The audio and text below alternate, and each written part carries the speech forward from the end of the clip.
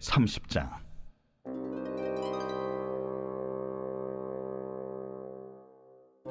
너는 분향할 제단을 만들지니 곧 조각목으로 만들되 길이가 한 규빗, 너비가 한 규빗으로 네모가 반듯하게 하고 높이는 2규빗으로 하며 그 뿔을 그것과 이어지게 하고 제단 상면과 전후 좌우면과 뿔을 순금으로 싸고 주위에 금태를 두를지며 금태 아래 양쪽에 금고리 2를 만들되 곧 그 양쪽에 만들지니 이는 제단을 매는 차를 꿰일 것이며 그 차를 조각목으로 만들고 금으로 싸고 그 제단을 증거궤 위 속죄소 맞은편 곧 증거궤 앞에 있는 휘장 밖에 두라. 그 속죄소는 내가 너와 만날 것이며 아론이 아침마다 그 위에 향기로운 향을 사르되 등불을 손질할 때 살을 찌며 또 저녁 때 등불을 켤 때 살을 찌니 이 향은 너희가 대대로 여호와 앞에 끊지 못할지며 너희는 그의 다른 향을 사르지 말며 번제나 소제를 드리지 말며 전제에 술을 붓지 말며 아론이 1년에 한 번씩 이 향단 뿔을 위하여 속죄하되 속죄제의 피로 1년에 한 번씩 대대로 속죄할지니라. 이 제단은 여호와께 지극히 거룩하니라. 여호와께서 모세에게 말씀하여 이르시되 내가 이스라엘 자손의 수요를 조사할 때에 조사받은 각 사람은 그들을 계수할 때에 자기 생명의 속전을 여호와께 드릴지니 이는 그들을 계수할 때에 그들 중에 질병이 없게 하려 함이라. 무릇 계수 중에 드는 자마다 성소의 세겔로 반 세겔을 낼지니 한 세겔은 20게라라.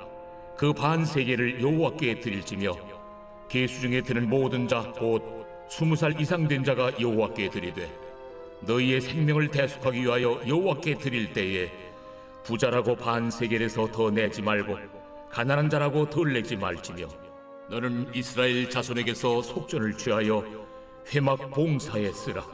이것이 여호와 앞에서 이스라엘 자손의 기념이 되어서 너희의 생명을 대속하리라. 할렐루야. 오늘 하나님의 말씀은 출애굽기 30장 1절부터 16절 말씀입니다. 오늘 말씀의 제목은 기도는 하나님과 나누는 대화입니다. 지난주에 찬양팀에서는 내 슬픔 버리고라는 찬양을 했습니다. 이 찬양이 인상적이었던 것은요, 후렴이 전부 영어입니다. 단순해요.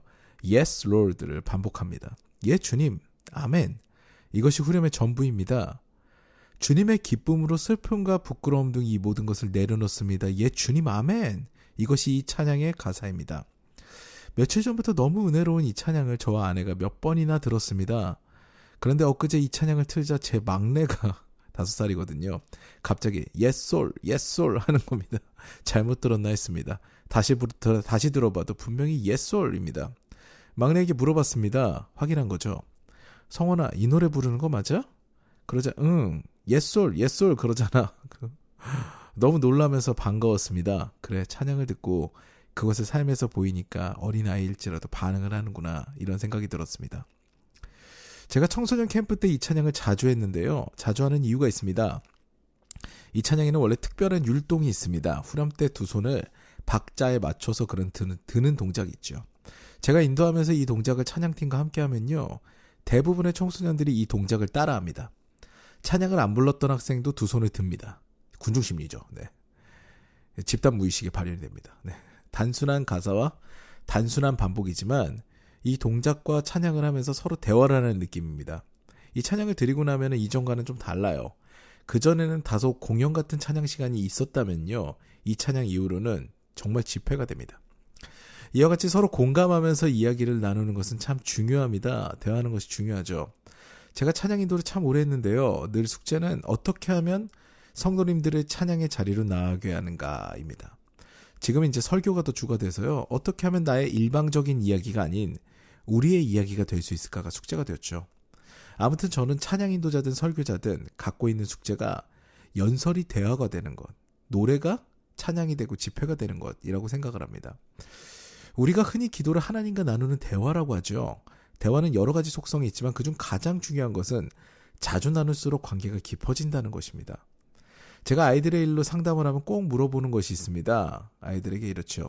부모님과 어떤 대화를 나누는지, 특히 부모님과 어떤 주제의 이야기가 많은지, 대화 빈도는 얼마나 되는지, 이런 이야기를 나누죠. 아이들이 학교에서 친구들과 선생님과 문제가 생길 수 있어요. 그런데 가장 중요한 것은 결국 가정이기 때문입니다. 가정에서 온전한 대화가 되고 교감이 되면요, 문제의 가능성은 현저히 낮아집니다. 보통 어떤 데미지를 받았을 때 그것을 의연하게 받아들이고 회복하는 것을 회복 탄력성이라고 하는데요. 그것은 대부분 가정 환경에서 결정이 됩니다. 내 마음의 쉼터가 가정이 되고 부모가 돼서 나의 자존감이 높아지면요, 어떤 데미지도 웃으면서 받아들일 수 있는, 즉 사랑받는 아이가 될 확률이 높지요.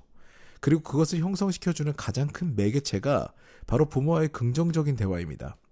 정상적이고 긍정적인 대화가 어떤 것일까요? 시작은 관심입니다. 오늘 무슨 일 있었니?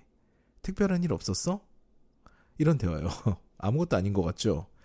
그런데 삶에 관심을 가지고 이런 대화를 시작하게 되면은요, 처음에는 귀찮아하더라도 나중엔 대화가 시작이 됩니다. 놀라워요. 그런데 관심이 없으면요, 점점 더 관계는 소원해집니다.